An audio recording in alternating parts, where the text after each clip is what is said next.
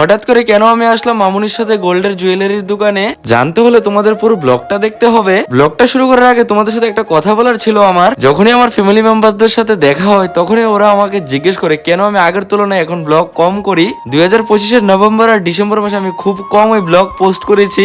অনেক বছর তো হয়ে গেল ভিডিও করেই যাচ্ছি, কিন্তু তোমাদের থেকে একটা ভালো পরিমাণ সাপোর্ট আর ভালোবাসা পাচ্ছি না। ওই জিনিসটা ভাবতে ভাবতে আমি একটু ব্লগ করার পরিমাণটা কমিয়ে দিয়েছিলাম, ভিডিও শুট করতাম না। আজকের পর থেকে আর এমন হবে না, প্রত্যেকদিন আমি যাই করছি না কেন, যেখানেই থাকি না কেন, প্রত্যেকদিন আমি ভিডিও আপলোড করব। আর ডে বাই ডে আমি একটু নিজের কন্টেন্টটাকে চেঞ্জ করার চেষ্টা করব। নতুন বছর নতুন টপিকে ভাই ভিডিও আসতে চলেছে, তো অবশ্যই আমাকে সাপোর্ট করতে হবে তোমাদের। বাই দ্য ওয়ে, এখন আবার ব্লগে ফিরা যাক। গোল্ডের জুয়েলারির দোকানে গিয়েছিলাম, মামুনি আমাকে একটা আংটি গিফট করছে, তার জন্য আজকে তো জাস্ট আংটির মাপটা দিয়ে আসলাম। যেদিন আনবো ওই দিন ব্লগ বানাবো। তো আজকে হচ্ছে পৌষ সংক্রান্তি, তোমাদের সবাইকে জানাই পৌষ সংক্রান্তির শুভেচ্ছা ও অভিনন্দন। পৌষ সংক্রান্তি উপলক্ষে চলছে ছোট আর বড়দের মধ্যে একটা ক্রিকেট ম্যাচ, এটা প্রত্যেক বছরই হয়। আমি যেহেতু একটু সময় করে মাঠে এসেছি তার জন্য আমি খেলতে পারিনি, এখন বসে বসে খেলাটা উপভোগ করছি। তো ভাই দেবে আজকের জন্য এতটুকুই। ব্লগটা ভালো লাগলে অবশ্যই চ্যানেলটাকে সাবস্ক্রাইব করে ব্লগে একটা লাইক করে সুন্দর একটা কমেন্ট করে দিয়ে যাও।